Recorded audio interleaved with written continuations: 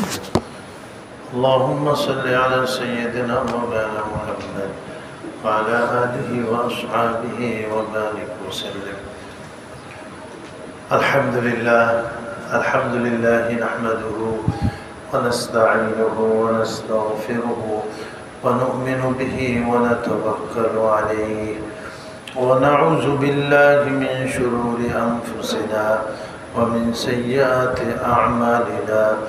من يهده الله فلا مضل له ومن يضلله فلا هادي له. ونشهد أن لا إله إلا الله وحده لا شريك له. ونشهد أن سيدنا وسندنا وحبيبنا ومولانا محمدا عبده ورسوله صلى الله تعالى عليه وعلى آله وصحبه وبارك وسلم تسليما كثيرا كثيرا. أما بعد فأعوذ بالله من الشيطان الرجيم. بسم الله الرحمن الرحيم. طاسيم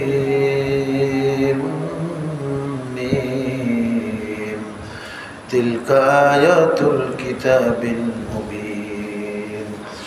لعلك باخع نفسك ألا يكونوا مؤمنين إن نشأ ننزل عليهم من السماء آية فظلت أعناقهم لها خاشعين. وما يأتيهم من ذكر من الرحمن محدث إلا كانوا عنه معرضين. فقد كذبوا فسيأتيهم أنباء ما كانوا به يستهزئون.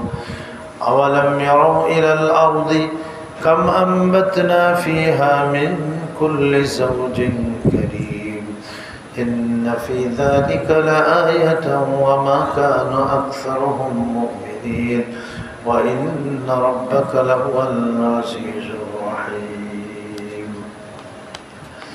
صدق الله مولانا العظيم وصدق رسوله النبي الكريم ونحن على ذلك من الشاهدين والشاكرين والحمد لله رب العالمين.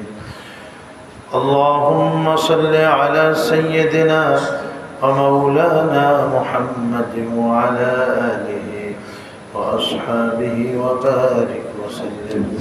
اللهم صل على سيدنا ومولانا محمد وعلى آله وأصحابه وبارك وسلم. اللهم صل على محمد وعلى آل محمد كما صليت على إبراهيم وعلى آل إبراهيم إنك حميد مجيد.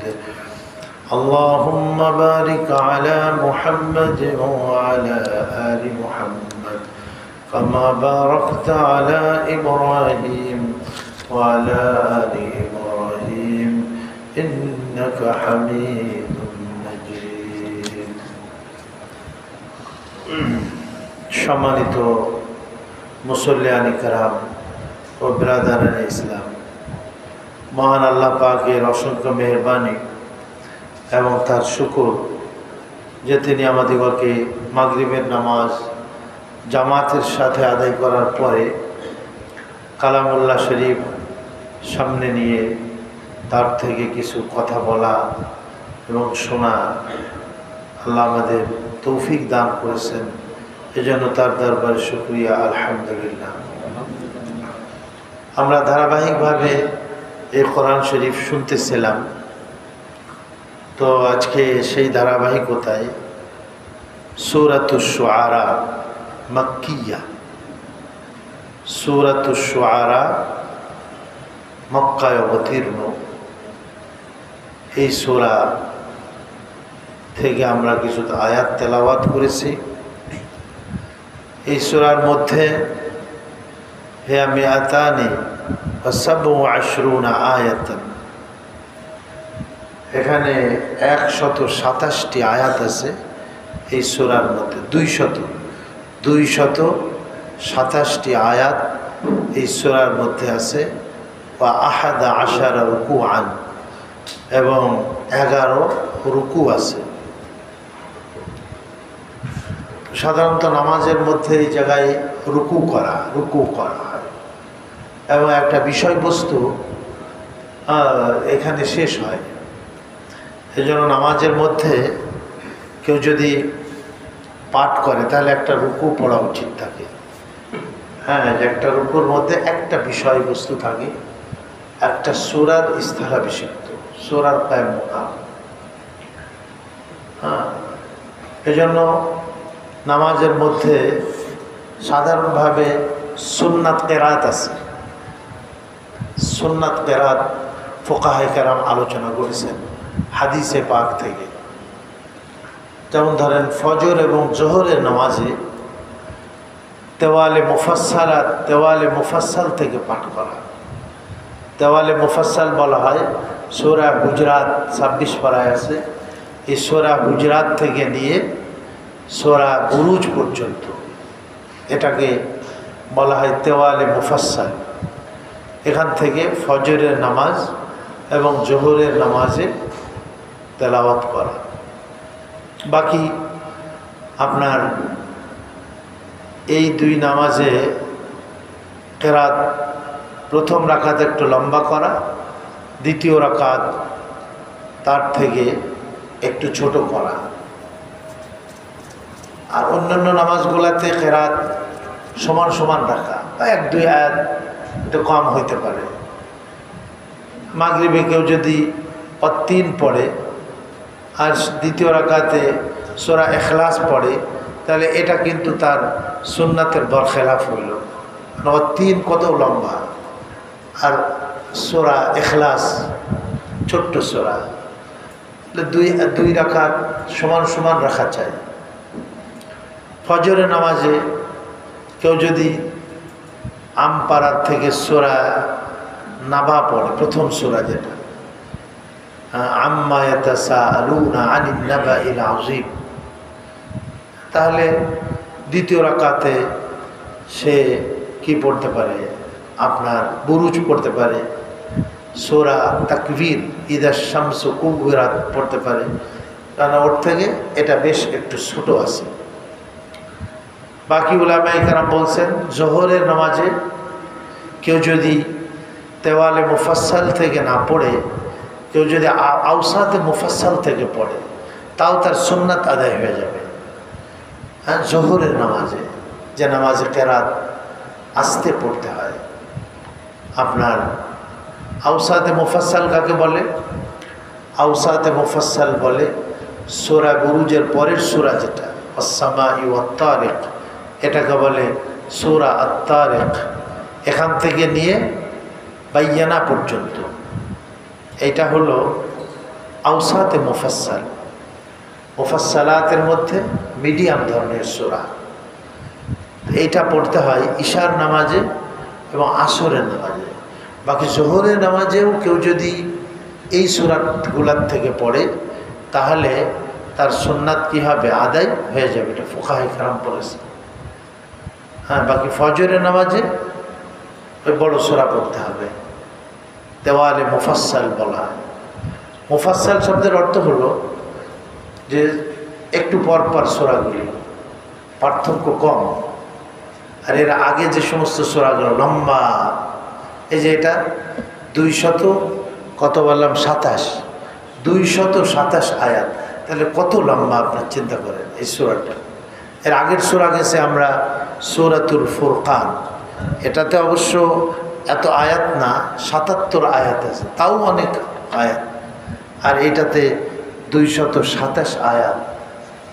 আর এইগুলাতে যেগুলা মুফাসসালাতের যে সূরাগুলি আছে, এই সূরাগুলি সাধারণত ধরেন আপনার 20 আয়াত, 30 আয়াত, 40 আয়াত এরকমের এই সূরাগুলি। এজন্য একটু পর পর বলে মুফাসসাল শব্দের অর্থ হলো যেটা পার্থক্য, ভেঙে ভেঙে ছোট ছোট সূরা। তো মুফাসসালাতের মধ্যে আবার 3টা অংশ বললাম। একটা হলো তেওয়াল, তেওয়াল মানে লম্বা, তুলনামূলক একটু লম্বা, তেওয়ালে মুফাসসাল বলা হয় এটাকে। সূরা হুজরাত থেকে নিয়ে সূরা বুরুজ পর্যন্ত, ফজরের নামাজে এবং জোহরের নামাজে। হ্যাঁ, আর তারপরে হলো মুফাসসালাতের মধ্যে আওসাতে মুফাসসাল, মধ্যম ধরনের মুফাসসাল সূরা। মধ্যম ধরনের কোনটা বললাম? সূরা বুরুজের পরে যে সূরাটা আছে ওয়াস-সামাই ওয়াত-তারিক, এখান থেকে নিয়ে ইজা জুলজিলাতের আগ পর্যন্ত, এটাকে বলা হয় সূরাতুল বাইয়িনা, যেটা লাস্ট, যেটা হ্যাঁ, লাম ইয়াকুনিল্লাযীনা কাফারু মিন আহলিল কিতাব, এই সূরা। এটাকে আওসাতে মুফাসসাল বলা হয়, অর্থাৎ মুফাসসালাতের মধ্যে থেকে মিডিয়াম ধরনের সূরা। এটা পড়তে হয় আসরে আর কি ইশার নামাজ, এটা সুন্নাত কিরাত বলা হয় এটা। হ্যাঁ, কেউ যদি এই সূরাগুলির থেকে জোহরে পড়ে তবুও তার সুন্নাত আদায় হয়ে যাবে বলছে। আর একটা আছে মাগরিবে, যেটা বলা হয় কেসারে মুফাসসাল। কেসার মানে ছোট্ট, মুফাসসালাতের মধ্যে ছোট্ট সূরা। ইজা জুলজিলাত থেকে নিয়ে আন-নাস, সূরাতুন নাস পর্যন্ত যে সূরাগুলি আছে, এই সূরাগুলিকে বলা হয় কেসারে মুফাসসাল, অর্থাৎ ছোট সূরা। এটা মাগরিবের মধ্যে পড়তে হয়। তো সাধারণভাবে বেশিরভাগ নামাজ এগুলির থেকে পড়লে নামাজটা সুন্নাত মতো হয়। আর কদাচিৎ, হ্যাঁ, মানে কখনো কখনো কোরআন শরীফের মাঝখান থেকে বা এগুলির উপর থেকে কেউ যদি পড়ে ফজরের নামাজে, তাহলে এই পরিমাণটা তার ঠিক রাখতে হবে। তেওয়ালে মুফাসসালাতের যে পরিমাণ বলা হলো, এই পরিমাণটা কি ঠিক রাখতে হবে। 30 আয়াত, 40 আয়াত, এরকম। ফজর, জোহর, ঈশা, আসর কেউ যদি এই যে আওসাতে মুফাসসাল বলা হলো এখান থেকে না পড়ে অন্য জায়গার থেকে যদি পড়ে, তাহলে এই পরিমাণটা তার ঠিক রাখা উচিত। ঈশার মধ্যে মধ্যম কেরাত, আসরের মধ্যে মধ্যম কেরাত, এটা ঠিক রাখা উচিত। মাগরিবে কেউ যদি অন্য জায়গার থেকে পাঠ করে কোরআন শরীফের, তাহলে তার জন্য এই যে মাগরিবের যে কেসারে মুফাসসাল বলা হলো, ছোট্ট সূরা মুফাসসালাতের মধ্যে, এইটার পরিমাণটা তার কি রাখতে হবে, ঠিক রাখতে হবে। তাহলে মাগরিবের নামাজে ফজরের কেরাত শুরু করে দিল। এক জায়গাতে গেলাম, খুবই কষ্ট লাগলো, কুল হু আল্লাহ পড়লো ফজরের নামাজে। ফজরের নামাজে কুল হু আল্লাহ সূরা আছে না? আরে এদের কেরাতে জানে না ইমাম সাহেব, কী ব্যাপার? সুন্নাতেরই জানেন না। ফজরের নামাজে সূরা ইখলাস দ্বিতীয় রাকাতে পড়লো, প্রথম রাকাতে মনে হয় তিন পড়লো, আর দ্বিতীয় রাকাতে কুল হু আল্লাহ সূরা পড়লো। আরে ফজরের নামাজে তো লম্বা সূরা পড়তে বলা হয়েছে হাদিসে পাকে, নবীজি পড়তেন। কিন্তু তুমি ইন্না আতাইনা আর কুল হু আল্লাহ পড়লে ফজর, তাহলে সুন্নাতের বরখলাফ কাম করলে। অনেক জায়গাতে দেখা যায় যে মাগরিবের নামাজে লম্বা ধরে দিচ্ছে একেবারে, কি সূরা হুজরাতের মতো, সূরা মুরসালাতের মতো লম্বা কিরাত পড়তেছে। তো এদের ইমাম সাহেবরা আমার মনে হয় কি সুন্নাত তরিকায় জানে না, আর ইমামতি করতেছে।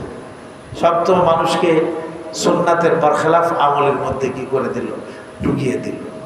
হ্যাঁ, এই জন্য আল ইমাম জামিনুন ওয়াল মুআজ্জানু মু'তামানুন, ইমাম হলো মুসল্লিদের নামাজের জিম্মাদার, নবীজি বলছেন। আজ এই মুসল্লিদের নামাজ সুন্নাত তরিকায় আদায় করার ব্যাপারে ইমাম সাহেব হলো জামেন, জিম্মাদার। ইমাম সাহেব যদি ভুলের পথে চলে, তো সব নামাজের যত ভুল হবে এ সবগুলি ইমাম সাহেবের কান্দে স্কন্ধে বর্তমান। আর মুআজ্জানু মু'তামানুন, নবীজি বলছেন ইমাম হলো জিম্মাদার মুসল্লিদের নামাজে। এবং এই হাদিসের দ্বারা প্রমাণ হয় আহলে হাদিস যারা বলে যে না ইমাম সাহেবের পিছনে কেরাত পড়তে হবে, নবীজি বলছেন যে না, ইমামের কেরাত মুক্তাদিদের জন্য কেরাত হিসাবে যথেষ্ট। মুক্তাদিদের না সূরা ফাতিহা পড়া প্রয়োজন আছে, না অন্য কোনো সূরা মিলানোর প্রয়োজন আছে। নবীজি বলছেন আল ইমামু জামেন, ইমাম হলো জামেন। কি জামেন কাকে বলে? যে ভাই এই লোকটা আপনার কাছ থেকে 10,000 টাকা নিয়েছে, আমি জামেন, আমি জিম্মাদারি নিলাম, আমি আদায় করব। এখন কি দায়িত্ব কার? এই যে লোক জামেন হইল, তো ঠিক এরকম ইমাম সাহেব মুসল্লিদের কেরাতের জামেন, কেরাতের জিম্মাদার। এই হাদিস দ্বারাও বুঝে আসে যে মুক্তাদিরা সূরা পড়বে না, মুক্তাদির ইমাম সাহেব কি পড়বে? সূরা। আর এছাড়া তো স্পষ্ট হাদিসে আছে মান কানা লাহু ইমামুন ফাকিরাআতুল ইমামি লাহু কিরাআতুন। নবীজি বলছেন যে কোনো ইমামের পিছনে ইক্তেদা করলো তো ইমামের কেরাতটাই তার কেরাত হিসাবে বিবেচিত হবে। আলাদা করে তাকে কি কেরাত পড়ার কি নাই, কোনো প্রয়োজন নেই। কিন্তু আমাদের কিছু ভাই ইমামের পিছনে সূরা ফাতিহা পড়তেছে। আরে সূরা ফাতিহা পড়তে হবে, কিন্তু তার তো ব্যাখ্যা আছে। কে পড়বে সূরা ফাতিহা? ইমাম পড়বে, একা একা যে নামাজ পড়তেছে সে পড়বে। কিন্তু এটা আমরা কি করি না, খেয়ালই করি না এই সমস্ত বিষয়গুলি। ওয়াল মুআজ্জিনু মু'তামান, মুআজ্জিন আমানতদার ওয়াক্তের ব্যাপারে। ওয়াক্তের আগে যেন সে আজান না দিয়ে দেয়। হ্যাঁ, ওয়াক্ত চলে গেছে, আজানই হচ্ছে না, এরকমের যেন মুআজ্জিন না করে। মুআজ্জিন আমানতদার ওয়াক্তের ব্যাপারে নামাজ। হ্যাঁ, তো কাজেই এগুলি খেয়াল রাখতে হবে এবং এগুলি জানতে হবে আমাদের। তো এই সূরাটা সূরাতুশ শুআরা, নাম হলো সূরাতুশ শুআরা। শুআরা মানে কি? শায়ের মানে হলো কবি, তার বহুবচন হলো শুআরা, কবিগণ।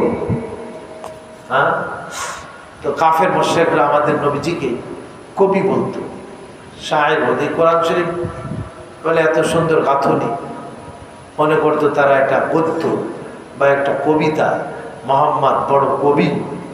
আরে নবীজি আলাইহিস সালাম কোনোদিন কবিতার চর্চা করেন নাই। আল্লাহ কোরআন শরীফে বিভিন্ন জায়গায় বলেন ওমা আনতা বিশাইর, আপনি কবি নন। ওমা হুয়া বিকাউলি শাইর, নিশ্চয়ই এটা শাইর, কবির কোনো কবিতা না। কোরআন শরীফ, কোরআন শরীফ ইন হুয়া ইল্লা ওয়াহয়ু ইউহা, এটা আল্লাহ পাকের পক্ষ থেকে নবীজি আলাইহিস সালামের উপরে ওহী, তানজিলুম মির রাব্বিল আলামিন, রব্বুল আলামিনের পক্ষ থেকে এটা কি করা হয়েছে? নাযিল করা হয়েছে। তা আল্লাহ তাআলা এই সূরার একেবারে শেষের দিকে আসে এই যে কাফের মুশরিকরা আমাদের নবীজিকে শায়ের বলতো, কবি বলতো, এইটার আল্লাহ তাআলা কি করেছেন? প্রত্যাখ্যান করেছেন, প্রতিবাদ করেছেন। শায়ের, শুআরা, কবি, কবিরা তাদের কাজই হলো কি অবাস্তব জিনিসের মধ্যে তারা কি করে? দৌড়াদৌড়ি করে। অবাস্তব চিন্তাধারা এগুলি নিয়ে তারা কি করে? আপনার চিন্তা করে। ফি কুল্লি ওয়াদিন ইয়াহিমুন, স্বপ্নের উপত্যকার মধ্যে বিচরণ করে। আল্লাহ বলেন যে তারা অবাস্তব জিনিসের মধ্যে শায়ের, শুআরা, কবিরা বিচরণ করে। আমার নবী কোনো অবাস্তব জিনিসের মধ্যে কি করেন না? তিনি বিচরণ করেন না। তিনি যাই বলেন সেগুলি হলো বাস্তব। কোরআন শরীফ, শায়েররা অবাস্তব জিনিসের পিছনে পড়ে দেয়। এই জন্য আল্লাহ তাআলা এই শায়ের, শায়েরিকে এখানে নিন্দাবাদ করেছে। কাফের মুশরিকরা তারা বিভিন্ন মেলায় তারা কবিতা আবৃত্তি করত। যার কবিতা 1 নম্বর হইত, সব থেকে শ্রেষ্ঠ বিবেচিত হইত, এগুলি কাবা শরীফের ভিতরে তারা কি করত? স্থান দিত এবং সেগুলি লটকাই দিত কাবা শরীফের মধ্যে। কোরআন শরীফ এটা কোনো কবির কোনো কথা নয়, বরঞ্চ কবি যারা তারা অবাস্তব জিনিসের পিছনে পড়ে, তারা চিন্তার কি বলে অবাস্তব উপত্যকার মধ্যে তারা বিচরণ করে। আল্লাহ তাআলা এই জন্য এখানে শায়ের, শায়েরি সেটার নিন্দাবাদ করেছেন। তবে বলছেন ইল্লাল্লাযিনা আমানু, আমাদের নবীজির কিছু শায়ের ছিলেন যারা ইসলামকে, নবীকে এবং আমাদের নবীর স্ত্রীদেরকে বিভিন্ন কবিতার মাধ্যমে যে সমস্ত কাফেররা নিন্দাবাদ করত, গালমন্দ করত, ভৎসনা করত, তারা মসজিদে নববীর মেম্বারে ওই সমস্ত সাহাবীরা কবিতা দিয়ে তারা জবাব দিতেন। হযরত হাসান ইবনে সাবিত তার মধ্যে থেকে একজন, উনি ইসলামের পক্ষে কবিতা রচনা করতেন। কাফের মুশরিকরা ইসলামকে গালিগালাজ করত, নবীজিকে এবং আমাদের আম্মাজানদেরকে বিভিন্নভাবে ভৎসনা করত, ওনারা এটার জবাব দিতেন। এই জন্য আল্লাহ বলছেন যে শের, শায়েরি, কবি এবং কবিতা এগুলি খারাপ জিনিস। ইল্লাল্লাযিনা আমানু ওয়া আমিলুস সালিহাত, হ্যাঁ, ইসলামের পক্ষে, ইমানের পক্ষে, আমলে সালেহার পক্ষে যদি কেউ কবিতা বলে এটা ঠিক আছে। আমরা অনেক সময় বয়ানের মধ্যে কবিতা বলি, ফার্সি হোক, উর্দু হোক, আরবি হোক, বলি না? আমি তো মাঝে মধ্যে কবিতা বলি। তো এটা আবার কি না? নিন্দা না, নিন্দনীয় না, এটা ভৎসনার যোগ্য না, বরঞ্চ এটা প্রশংসার যোগ্য। এই জন্য আল্লাহ তাআলা বলছেন যে কবিতের কথা, কবিতা, কবিরা অবাস্তব উপত্যকার মধ্যে বিচরণ করে। ইল্লাল্লাযিনা আমানু ওয়া আমিলুস সালিহাত, তবে যারা ইমানদার এবং নেক আমল করে তারা যদি ইসলামের পক্ষে কোনো কবিতা রচনা করে এটা কি আছে? আবার ঠিক আছে, এটা সওয়াবের কাজ, এটা ভালো। যাক, তো যেহেতু এই সূরার মধ্যে কবি, কাফের কবি যারা এবং কাফের কুফরি কবিতা এগুলি নিয়ে ইসলামের বিরুদ্ধে যেগুলি, এগুলি আল্লাহ তাআলা নিন্দাবাদ করছেন এই সূরার মধ্যে। এই জন্য এই সূরার নাম হয়েছে সূরাতুশ শুআরা। সূরাতুশ শুআরা মাক্কিয়া, মানে মক্কায় অবতীর্ণ, হিজরতের পূর্বে যে সূরাগুলি নাযিল হয়েছে এটাকে মক্কি বলা হয়। সাধারণত এই সূরাগুলির মধ্যে বিভিন্ন ঘটনা আল্লাহ বয়ান করছেন, নবীদের ঘটনা, তৌহিদ, আল্লাহর একত্ববাদের স্পষ্ট বক্তব্য আল্লাহ তাআলা এখানে তুলে ধরেছেন। ঈশ্বরাগুলির মধ্যে আল্লাহ তাআলার কুদরতের বিভিন্ন নিশানা, আসমান, জমিন, চন্দ্র, সূর্য, পাহাড়, পর্বত, নদ, নদী, গাছ গাছালি, সাগর, মহাসাগর, আল্লাহর সৃষ্টি জগৎ নিয়ে বিভিন্ন রকমের নিদর্শনাবলী আল্লাহ তাআলা মানুষের সামনে তুলে ধরেছেন। যে মহান আল্লাহ এত কিছুই তোমাদেরকে দিয়েছেন, সেই আল্লাহর একত্ববাদকে তোমরা বিশ্বাস করো, সেই আল্লাহর সাথে কাউকে তোমরা শরীক করো না, তৌহিদের আলোচনা। এবং আমার প্রিয় নবী, তাকে আমি শ্রেষ্ঠ নবী বলে তাকে আমি প্রেরণ করেছি এবং বাছাই করেছি, তার কথা তোমরা মেনে নাও, এটাকে রিসালাত বলে। রিসালাত আরেকটা হলো তৌহিদ, রিসালাত আখিরাত, আখিরাতের কথা, কিয়ামতের ভয়াবহ পরিস্থিতির বিস্তর আলোচনা আল্লাহ তাআলা এই সূরাগুলির মধ্যে করেছেন, মক্কি সূরাগুলির মধ্যে। তো এই জন্য এই সূরা যেহেতু মক্কি, এই জন্য এইখানে কিছু নবীদের ঘটনা বলি। আল্লাহ তাবারক ওয়া তাআলা বিশেষ করে হযরত মূসা আলাইহিস সালাম এবং ফেরাউনের সাথে যে দাওয়াতের, মূসা আলাইহিস সালাম ফেরাউনকে কিভাবে দাওয়াত দিয়েছেন এবং ফেরাউন সেই দাওয়াতকে কিভাবে প্রত্যাখ্যান করেছে এবং শেষ পরিণতি কি হয়েছে, এবং হযরত মূসা আলাইহিস সালাম বিভিন্ন মুআজিজা দেখাইছেন ফেরাউনকে।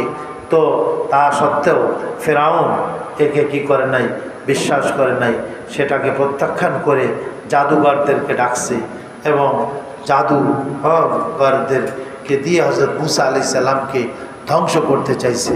আল্লাহ তাআলা কীভাবে হেফাজত করছেন এই আলোচনা আসছে এই সূরার মধ্যে। এই সূরার মধ্যে হযরত ইব্রাহিম আলাইহিস সালাতু ওয়াস সালামের ঘটনা, ওনার বাপকে উনি কিভাবে দাওয়াত দিয়েছেন এবং নমরুদ যে ওনার মোকাবেলা করছে তাকে কিভাবে উনি কি করেছেন, দাওয়াত পেশ করেছেন এবং কওমকে, তারপরে মূর্তি পূজা এর বিরুদ্ধে উনি কথা বলছেন। তারপরে হযরত ইব্রাহিম আলাইহিস সালাম আখিরাতের কথা তুলে ধরেছেন, ইয়াউমা লা ইয়ানফাউ মালু ওয়ালা বানুন ইল্লা মান আতাল্লাহা বিকলবিন সালিম, যেদিন মানুষের মাল সম্পদ মানুষের সন্তান সন্ততি কোনো কাজে আসবে না, একমাত্র কলবে সালিম নিয়ে যে আল্লাহর কাছে উপস্থিত হতে পারবে এমন কলব এবং এমন অন্তর, যে অন্তরের মধ্যে ঈমান থাকবে, আল্লাহর মহব্বত ও ভালোবাসা থাকবে, ইসলাম ও নবীর ভালোবাসা যে অন্তরের মধ্যে থাকবে, শিরক থেকে পবিত্র থাকবে, দুনিয়ার লোভ লিপ্সা ইত্যাদি থেকে যে অন্তর পবিত্র থাকবে, কলবে সালিম বলা হয়। এই কলব নিয়ে যে আল্লাহর কাছে হাজির হতে পারবে সেই একমাত্র কামিয়াব হয়ে যাবে ওই দিনে। এই জন্য আল্লাহ তাআলা হজরত ইব্রাহিম আলাইহিস সালামের কথা এখানে আলোচনা করছেন। হজরত নূহ আলাইহিস সালামের কথাও ঘটনা আল্লাহ তাবারক ওয়া তাআলা এখানে সংক্ষিপ্ত আকারে তুলে ধরেছেন। কওমে আদ, যাদের মধ্যে আল্লাহ তাআলা হযরত হুদ আলাইহিস সালামকে প্রেরণ করেছিলেন, তার আলোচনাও এই সূরার মধ্যে আল্লাহ তাআলা করেছেন।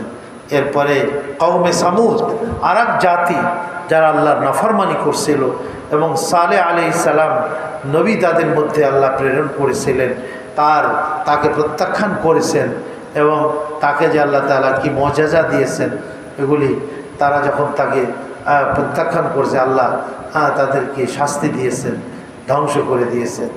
এই নবীর ঘটনা। লূত আলাইহিস সালাম যে তার কওম পাপাচারে লিপ্ত ছিল, তাদেরকে তিনি ঈমানের দাওয়াত দিলেন, এ কথা বলছেন। সূরা হযরত শুআয়ব আলাইহিস সালাম আরেকজন নবী, এবং তাকে আল্লাহ তাআলা প্রেরণ করেছিলেন মাদায়েন, যেখানে মুসা আলাইহিস সালাম আশ্রয় নিয়েছিলেন মিশর থেকে পলায়ন করে। সেই শুআয়ব আলাইহিস সালামের ঘটনাও আল্লাহ সুবহানাহু ওয়া তাআলা এখানে আলোচনা করে আমাদেরকেও এই ঘটনাগুলি শোনাইছেন, যেন আমরা দাওয়াতের রাস্তায় অটল থাকতে পারি।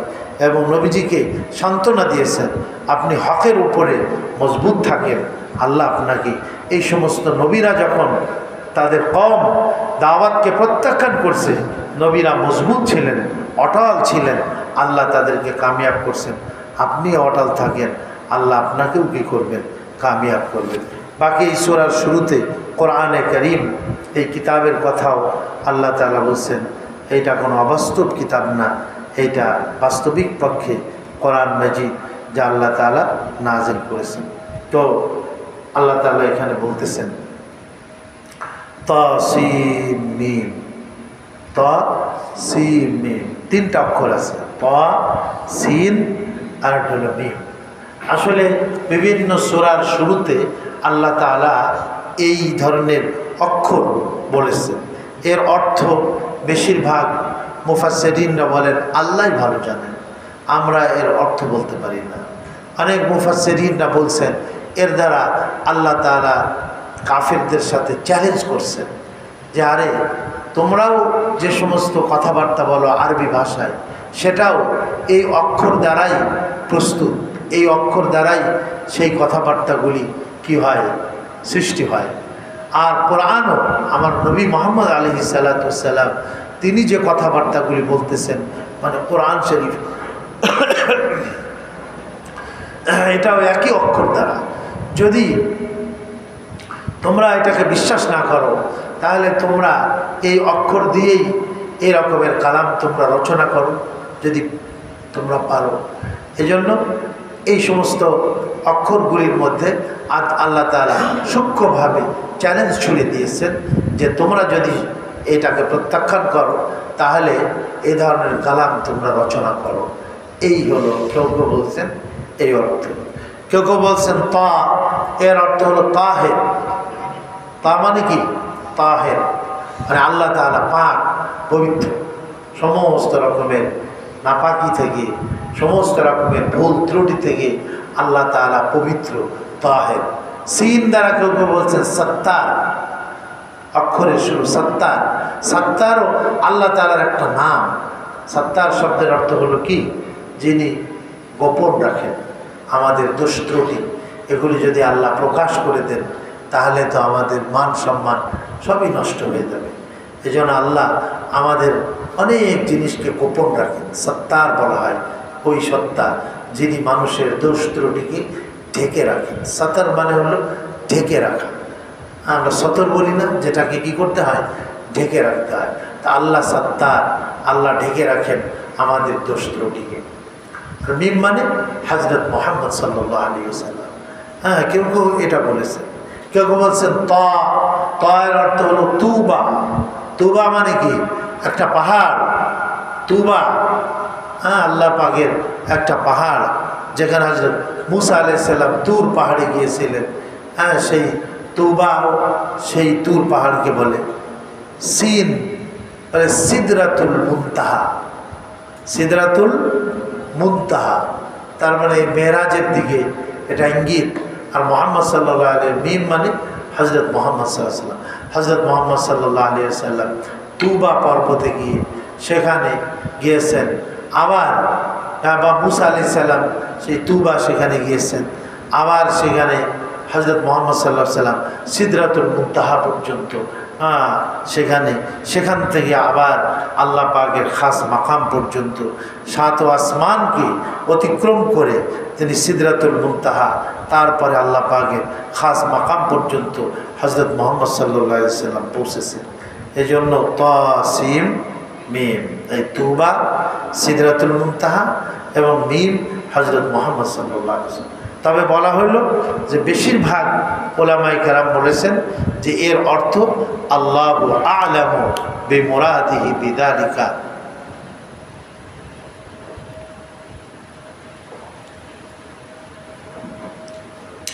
এর মুরাদ, এর অর্থ বা এর ব্যাখ্যা আল্লাহ রাব্বুল আলামিনই ভালো জানেন। তাসিম মিম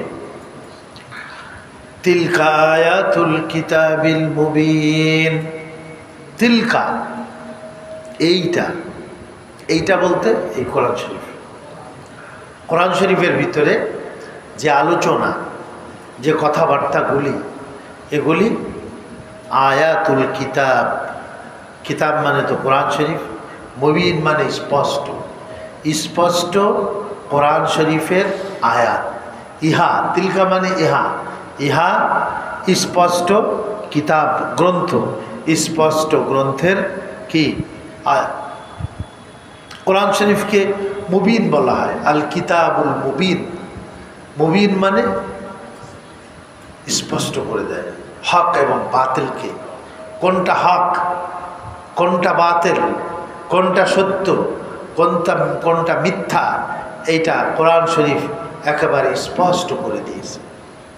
ইসলাম সত্য, কুফরি, শিরকি, এইটাতে একটা বাতিল, এটা স্পষ্ট করে দিয়েছে। এই জন্য এই কিতাবকে আল কিতাবুল মুবিন বলা হয়, স্পষ্ট করে বর্ণনাকারী। কি এই গ্রন্থ, এই কিতাব, তার আয়াত সমূহ ইহা। এটা কোনো আমার নবীর বানানো কোনো কথা না, তার রচিত কোনো কথা না, বরঞ্চ এটা স্পষ্ট গ্রন্থ, তার আয়াত সমূহ। লাআল্লাকা বাখিউন নাফসাকা আল্লা ইয়াকুনু মুমিনিন। তারা যদি মুমিন না হয় তাহলে কি আপনি নিজেকে হালাক করে দেবেন? আপনি নিজেকে কি ধ্বংস করে দেবেন? আসলে নবীজি আলাইহিস সালাম যখন তাদেরকে দাওয়াত দিতেন, একটা আকাঙ্ক্ষা নিয়ে, আশা এবং উম্মিদ দিয়ে, যে এরা হয়তো এটা শুনে, আমার কথাবার্তাগুলি শুনে, কোরআন শরীফের আয়াত শুনে মনে হয় এরা ইসলাম গ্রহণ করবে। কিন্তু সত্যি সত্যি যখন নবীজি আলাইহিস সালামের কথাকে তারা প্রত্যাখ্যান করত, নবীজি অনেক কষ্ট পাইতেন। আসলে আপনি সর্বশক্তি দিয়ে একটা লোককে বুঝাইতেছেন, সে যদি আপনার কথা না বুঝে এবং আপনার কথাটা হক, আপনার কথাটা সত্য, কিন্তু সে সত্যকে জানে বুঝেও সে প্রত্যাখ্যান করতেছে আপনার মুখের সামনে, তা আপনি কষ্ট পাবেন না? অবশ্যই আপনি কষ্ট পাবেন। তা আল্লাহর নবীজি কষ্ট পাইতেন তারা যখন কোরআনকে প্রত্যাখ্যান করত। আল্লাহর নবী সর্বশক্তি দিয়ে তাদেরকে বুঝাতেন, দাওয়াত দিতেন, কিন্তু তারা প্রত্যাখ্যান করছে।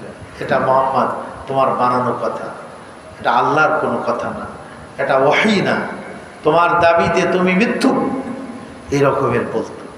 নবীজির গায়ে থুতু মারত, নবীজিকে কষ্ট দিত, হ্যাঁ, নবীজিকে তারা অসম্মান করত, তো নবীজির মনে কষ্ট লাগত। অনেক সময় নবীজি আলাইহিস সালাতু ওয়াস সালাম মনে করতেন যে আমি মনে হয় শেষ হয়ে যাব, আমি ধ্বংস হয়ে যাব।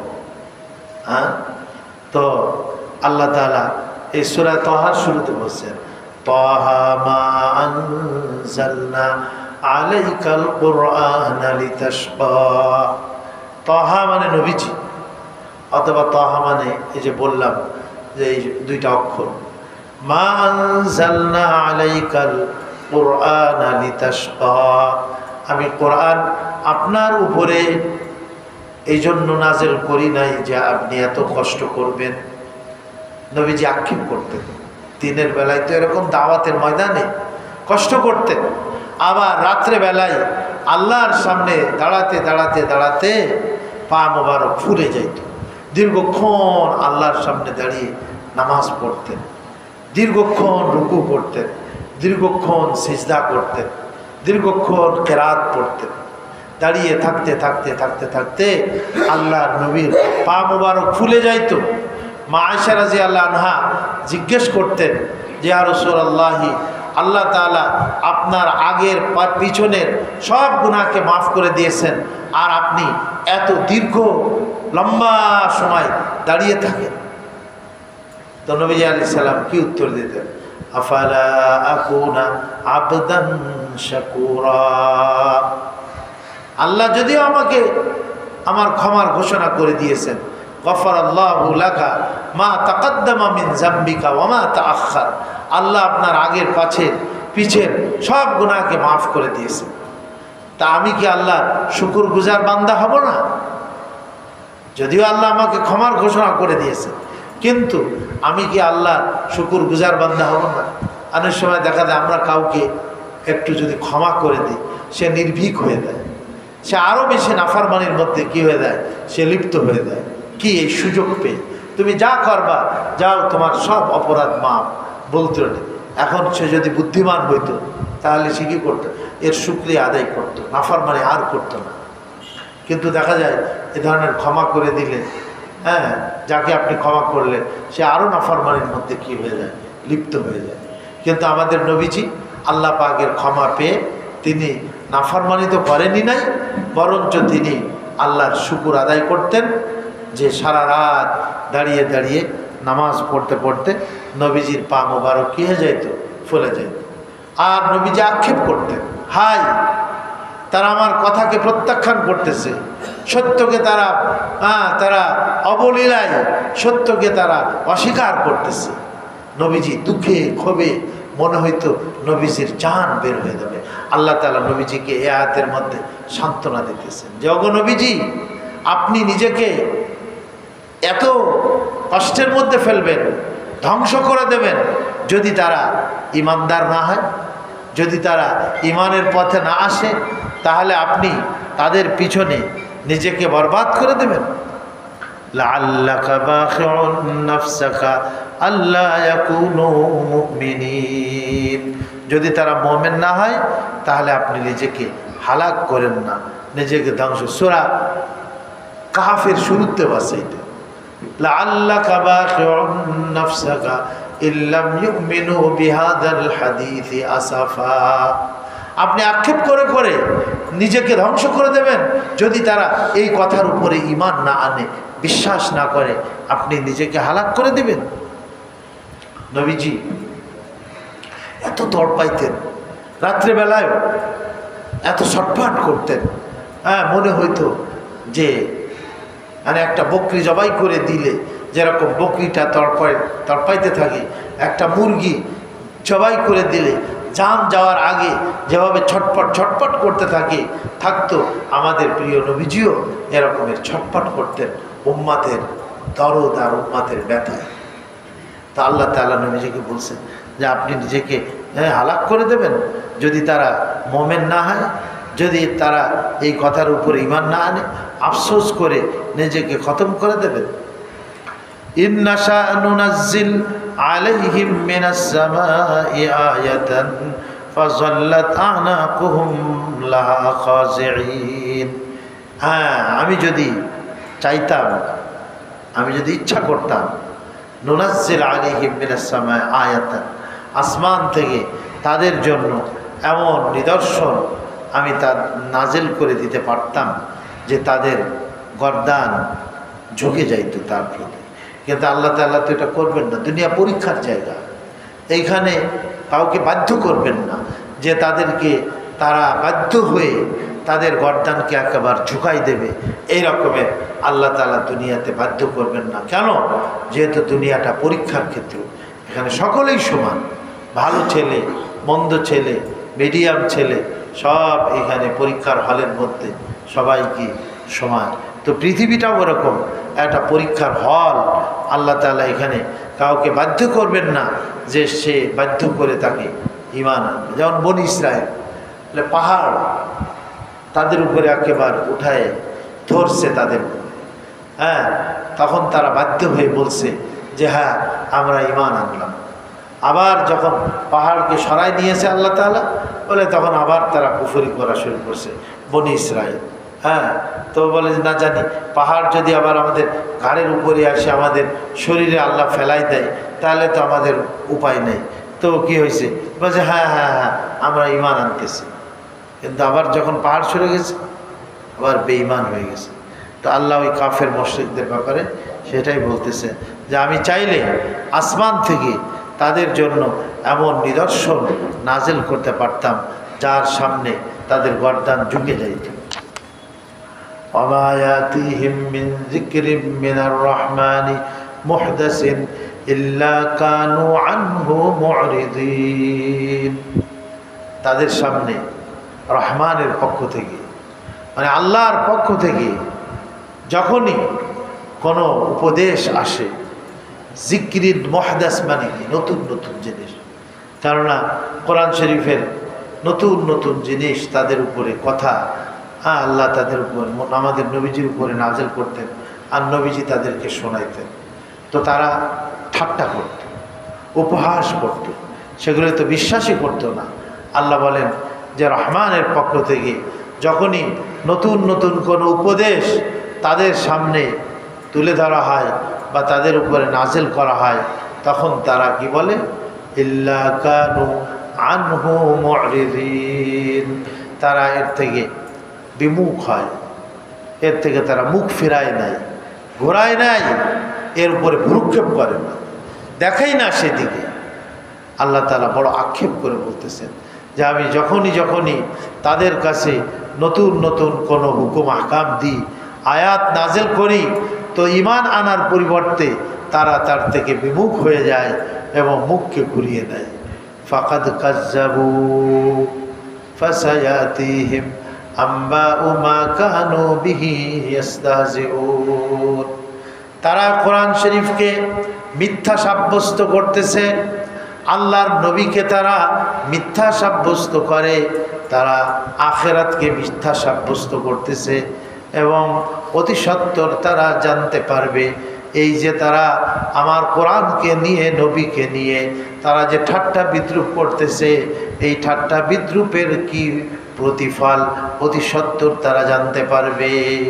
সে আযাব তাদেরকে গ্রেফতার করবে, জাহান্নামের আগুন তাদেরকে কি করবে? গ্রেফতার করবে। আল্লাহর পক্ষ থেকে আযাব, ঠাট্টা বিদ্রুপ করা। এজন্য কোরআন শরীফ নিয়ে ঠাট্টা করবে, নবীকে নিয়ে ঠাট্টা করবে, আল্লাহর আয়াতকে নিয়ে ঠাট্টা করবে।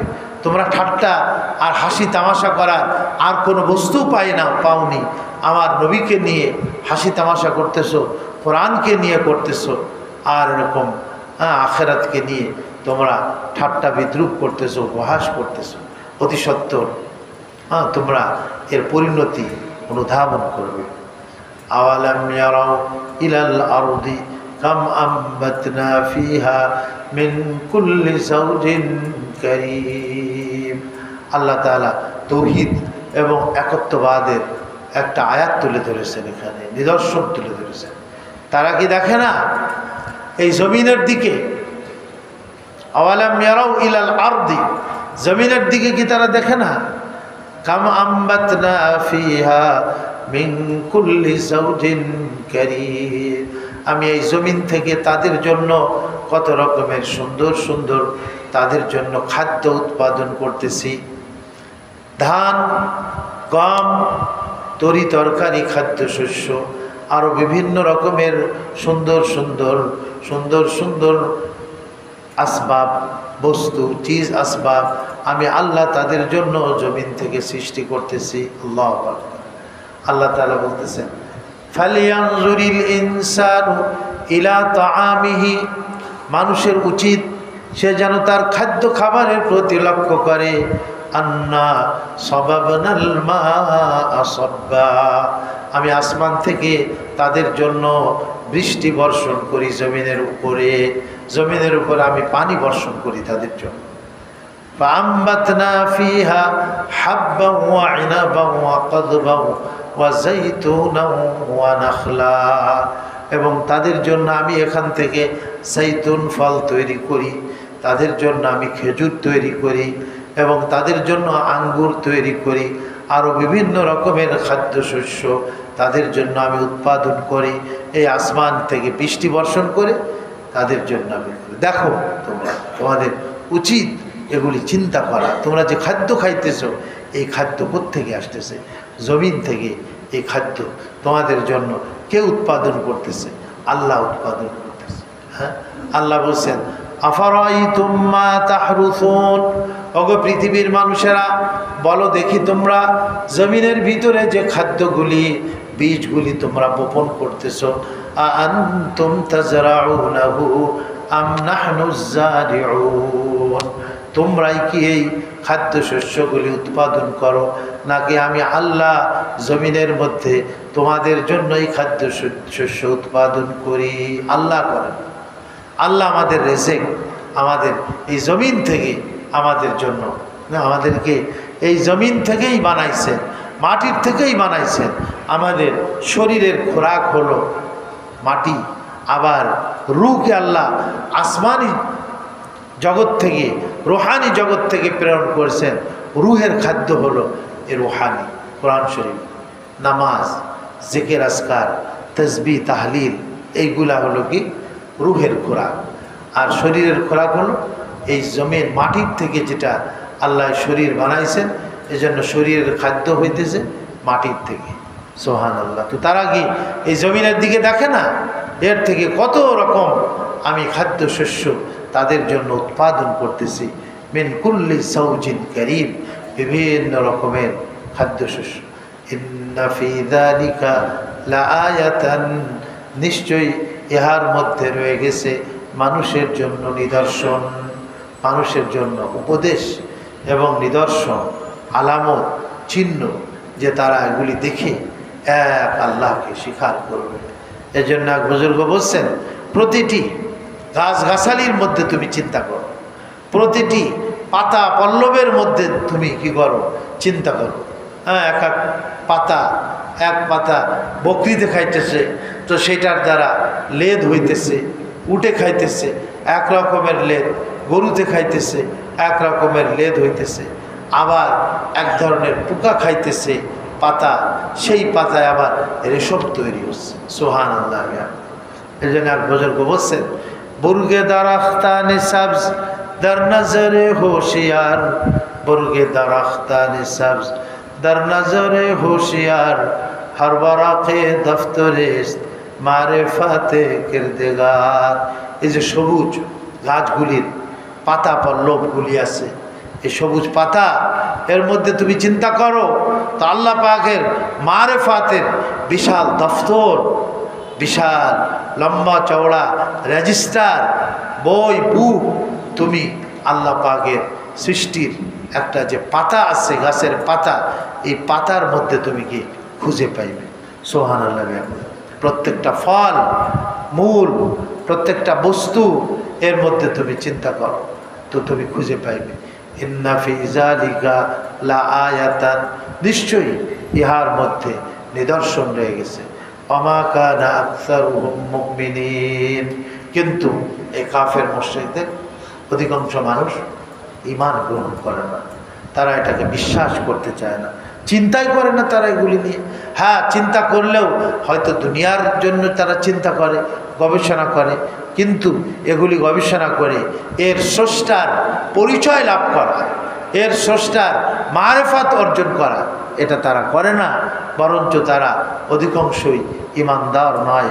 ওয়া ইন্না রাব্বাকা লাহুয়াল আজিজুর রহিম, নিশ্চয়ই আপনার পরওয়ারদিগার বড় পরাক্রমশালী, আজিজ এবং রহিম, এবং তিনি বড় দয়ালু। তিনি কাফের মুশরিকদের কঠিন শাস্তি দিবেন। কেন? তিনি আজিজ, তিনি জব্বার, তিনি কাহার, অর্থাৎ তিনি কারোর শক্তিশালী শক্তির কোনো তিনি পরোয়া করবেন না, ফেরাউনের কোনো পরোয়া তিনি করবেন না। নমরুদ, হামান, সাদ্দাদ, কারুন, এই বড় বড় প্রভাবশালী বাদশাহ যারা, তাদের পরোয়া করবেন না। বরঞ্চ আল্লাহ তাআলা সবার উপরে শক্তিশালী, ইজ্জতওয়ালা, সম্মানওয়ালা, পরাক্রমশালী, আজিজ, আবার রহিম। তিনি ইমানদারদের উপরে বড়ই রহমকারী। যারা ঈমান আনবে আল্লাহ পাকের উপরে, তা আল্লাহ তাদের উপরে দয়া করবেন। যে এতদিন কুফরির মধ্যে ছিল, ঈমান আর কলেমা পড়ার সাথে সাথে আল্লাহ তাআলা তার পিছনের কুফরি, শিরকির সমস্ত গুনাহকে আল্লাহ তাআলা কী করে দেন? মাফ করে দেন। সুবহানাল্লাহ। অনেক সাহাবী ইসলাম কবুল করছে, যুদ্ধের ময়দানে চলে গেছে, আর সেখানে গিয়ে শাহাদত বরণ করেছে। এক ওয়াক্ত নামাজও পড়ার হয়তো সুযোগ হয়নি, তারপরেও আল্লাহ তাআলা ওই সাহাবীর পিছনের গুনাহকে মাফ করে দিয়ে তার জন্য জান্নাতের ফয়সালা করছেন। আল্লাহ কত রহিম, কত বড় দয়ালু, মেহেরবান। বান্দা অল্প আমল করবে, কিন্তু আল্লাহ তাআলা অল্প আমলের উসিলায় আল্লাহ তাআলা বান্দাকে কি করবেন? নাজাত এবং মুক্তির ফয়সালা করে দেবেন। সুবহানাল্লাহ। তো আজিজ কাফের মুশরিকদের জন্য, আর রহিম বড় রহমওয়ালা ইমানদারদের জন্য। আল্লাহ আমাদের সবাইকে তৌফিক দান করেন। আজকে পর্যন্তই থাক ভাই। এখন তো এই যে শীতকাল চলে আসছে, তা আমরা যদি মাগরিবের পরে, তো আমরা করি অনেক দিন থেকে গরমকালে, তো এটাই ঠিক আছে নাকি ঈশার পরে করলে ভালো হয়? কি লোক একটু বেশি হয় ঈশার পরে? হ্যাঁ, কি মনে হয়? এই টাইমেই থাকলে ভালো? তাই না, অনেকে যে চাকরিজীবী যারা, তারা আবার ধরেন মাগরিবের পরে তাদের জন্য অনেক সময় কষ্ট হয়ে যায়। ঈশার পরে অনেকে ফ্রি থাকে, তারা হইতে পারে। তারপরে আপনাদের ব্রেনে দিলাম, এটা আপনারা চিন্তা করেন। আপাতত মাগরিবের পরেই থাক, আরও সামনে সময় আছে, চিন্তা করে দেখেন। যদি আমাদের ঈশার পরে করলে লোকজন একটু বেশি হয়, তাহলে চিন্তা করা যেতে পারে আর কি। এটা চিন্তা করে দেখেন। দুরূদ শরীফ পড়ি। আল্লাহুম্মা সাল্লি আলা সাইয়্যিদিনা ওয়া মাওলানা মুহাম্মাদিন ওয়া আলা আলিহি ওয়া আসহাবিহি ওয়া বারিক ওয়া সাল্লিম। আল্লাহুম্মা সাল্লি আলা সাইয়্যিদিনা ওয়া মাওলানা মুহাম্মাদ ওয়া আলা আলিহি ওয়া আসহাবিহি ওয়া বারিক ওয়া সাল্লিম। কারো কোনো মাসলা মাসাইল জিজ্ঞাসা ছিল? কোনো মাসলা মাসাইল বা কোনো বিষয়ে?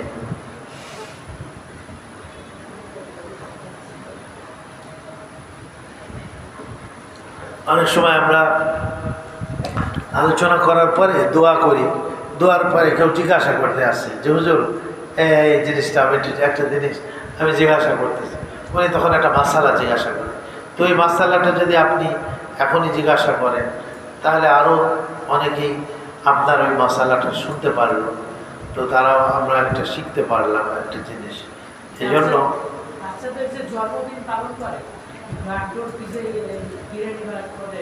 বিরিয়ানি না না না জায়েজ, না জায়েজ। কোনো জন্মবার্ষিকী পালন করাও না জায়েজ, মৃত্যুবার্ষিকী পালন করাও না জায়েজ। হ্যাঁ, এই জন্য আমাদের নবীরও জন্মবার্ষিকী কাউকে পালন করে, নাম দেশে মিলাদুন নবী, জন্মবার্ষিকী।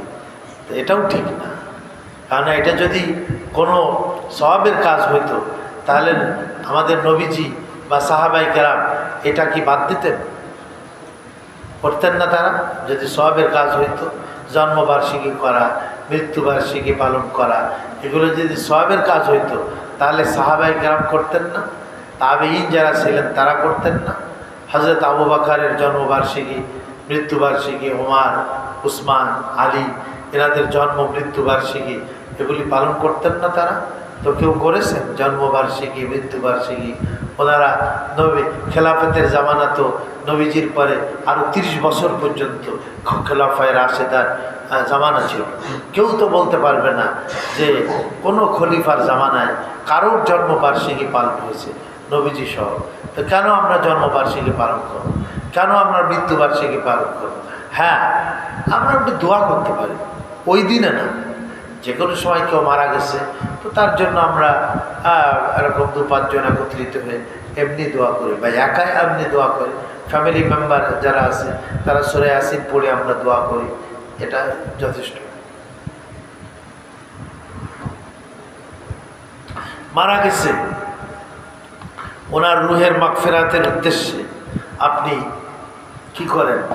খাওয়াই দেন, তালবে ইলমদের খাওয়াই দেন, কিছু গরিব মিসকিনদের খাওয়াই দেন, আর আপনি নিজেই দোয়া করেন যে আল্লাহ, আমি এই যে গরিব মিসকিনদেরকে খাওয়ালাম, আমি এই তালবে ইলমদের খাওয়ালাম, এর যে সওয়াব হইল, আল্লাহ তুমি আমার বাপ মা বা আমার মরহুম মরহুমা আত্মীয় স্বজন তাদের রুহে এর সওয়াব তুমি পৌঁছে দাও।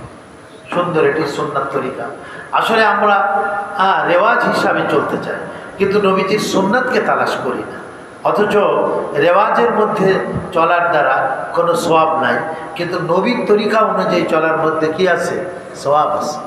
এজন্য আমরা এটাই কি করি, সওয়াব যেটাতে আছে নবীর তরিকা বা নবীজির সুন্নাত, সেটাকেই পালন করার আমরা চেষ্টা করি ইনশাআল্লাহ। আর কেউ কিছু জিজ্ঞাসা করবেন? খাতনার পরে একটা প্রোগ্রাম করে অনেকে, তো দাওয়াত করে খাওয়ায়, এটাও একটা রেওয়াজ আর কি।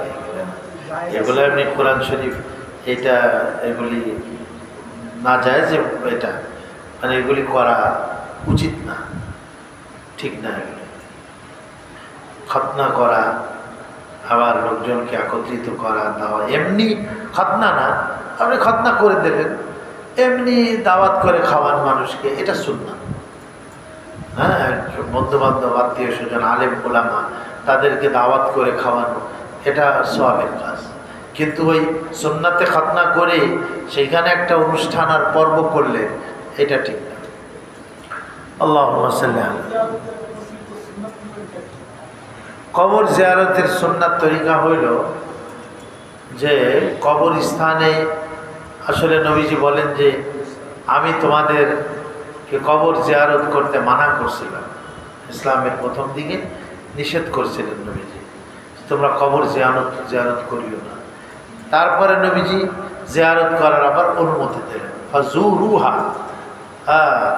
নাহিতুকুম আন জিয়ারাতিল কুবুর, আমি তোমাদের কবর জিয়ারত করতে নিষেধ করেছিলাম, ফাজুরুহা, এখন তোমরা এই কবরকে জিয়ারত করো, ফাইন্নাহা তুযাক্কিরুল আখিরা, কারণ এটা আখিরাতেরকে স্মরণ করায় দেয়, তোমার কবরকে স্মরণ করিয়ে দেয়। তো এক তো হলো যে জিয়ারত করে তার ফায়দা কি, মৃত্যুর কথা স্মরণ আসে, কবরের কথা স্মরণ আসে, নিজের জীবনকে সংশোধন করার লাইনে আসা যায় যদি কবরস্থানে যাওয়া হয়। এক তো হলো যিনি জিয়ারত করবেন তার নিজের ফায়দার জন্য সে কবরস্থানে যাবে, এক। আর দ্বিতীয় হলো যে আপনার ওই মৃত ব্যক্তি যে মারা গেছে তার জন্য কিছু ওখানে গিয়ে পড়া, এটা অবশ্য দূর থেকে পড়লেও হয়, সূরা ইয়াসিন পড়া যেতে পারে, হ্যাঁ, আর সূরা ফাতিহা, সূরা ইখলাস 3 বার পড়া যেতে পারে, সূরা আল হাকুমুত তাকাসুর সেখানে কবরের কথা বলা আছে, তো সূরা তাকাসুর এটা পড়া যেতে পারে। হ্যাঁ, তো নিয়ম হইল যদি কবরের পশ্চিম দিকে জায়গা থাকে তাহলে কবরের পশ্চিম দিকে যাওয়া, বা ছোট কবরস্থান থাকে অনেক সময় ঘেরা দেওয়া থাকে, তার পশ্চিম দিকে যাওয়া এবং পূর্ব দিকে মুখ করে, কবরকে সামনে রেখে পূর্ব দিকে মুখ করে সালাম দেওয়া, আসসালামু আলাইকুম ইয়া আহলাল কুবুর, বা আসসালামু আলাইকুম দারা কওমি মুমিনিন আনতুম লানা সালাফুন ওয়া নাহনু লাকুম তাবাউন ওয়া ইন্না ইনশাআল্লাহু বিকুম লাহিকুন। আসসালামু দারা কওমিন মুমিনিন, হে ঈমানদারদের অধিবাসীগণ, তোমাদের উপরে সালাম। আসসালামু আলা দারি কওমিন মুমিনিন আনতুম লানা সালাফুন ওয়া নাহনু লাকুম তাবাউন, তোমরা আমাদের আগে আসছো, আমরা তোমাদের পিছনে আসতেছি। ওয়া ইন্না ইনশাআল্লাহু বিকুম লাহিকুন, এবং আমরাও অতি সত্বর তোমাদের সাথে আমরা মিলিত হব এসে। এইভাবে সালাম দেওয়া। আসসালামু দারা কওমিন মুমিনিন আনতুম লানা সালাফুন ওয়া নাহনু লাকুম তাবাউন ওয়া ইন্না ইনশাআল্লাহু বিকুম লাহিকুন। কেউ যদি এত বড় না পড়তে পারে তাহলে শুধু সালাম দেবে, হ্যাঁ, আসসালামু আলাইকুম কি ইয়া আহলাল কুবুর। এই দেওয়ার পরে আপনি যতটুকু আপনি পারেন কোরআন শরীফের যে কোনো সূরা, সূরা ফাতিহা একবার পড়েন, সূরা ইখলাস পড়েন, আয়াতুল কুরসি পড়েন, সূরা সূরা হাশরের শেষের 3 আয়াত পড়েন, যা আপনার কোরআন শরীফ থেকে মুখস্থ আছে। সূরা ইয়াসিন পারলে পুরাটাই পড়েন।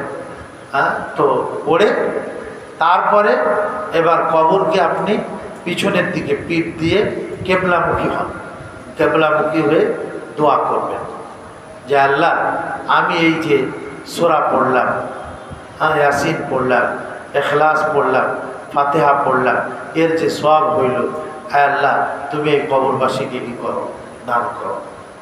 যদি আপনি পূর্ব দিকে আসে পশ্চিম দিকে ফিরে যদি দোয়া পড়েন, তাহলে আপনার হাত উঁচু না করেই দোয়া করা ভালো। কারণ হাত উঁচু করলে কেউ ভাবতে পারে এই কবরওয়ালার কাছে চাইতেছে। কার কাছে চাইতেছে? এই কবরওয়ালার কাছে চাইতে। এই জন্য কবরকে সামনে নিয়ে চাওয়া ঠিক না। এই জন্য আপনি কবরকে পিছনে রেখে পশ্চিম দিকে ফিরে দোয়া করবেন। আর যখন কবর জিয়ারত করবেন তখন কবরকে পূর্ব দিকে রেখে আপনি সামনে হয়ে তারপরে যখন দোয়া পড়া শেষ হয়ে গেল, এইবার আপনি পশ্চিম দিকে আপনার চেহারা, আপনার সিনা ওদিকে নিয়ে দোয়া করেন। যা যা দোয়া করা দরকার, বাংলাতে হোক আরবিতে হোক, দোয়া করে আল্লাহুম্মা গফিরলি হাইয়িনা ওয়া মাইয়িতানা, আমরা পড়ি না এটা, যে আল্লাহ আমার জীবিত মৃত ছোট বড় সবাইকে তুমি মাফ করে দাও। যে আল্লাহ তার এই কবরকে নূরের দ্বারা তুমি পরিপূর্ণ করে দাও। আয় আল্লাহ, তার কবরের উপরে তুমি শান্তি নাজিল করো, তার কবরকে তুমি প্রশস্ত করে দাও। এরকম যা যা আছে বাংলাতেও আপনি দোয়া করে তারপরে আপনি হাত ফেরাই দিয়ে তারপরে চলে আসবেন।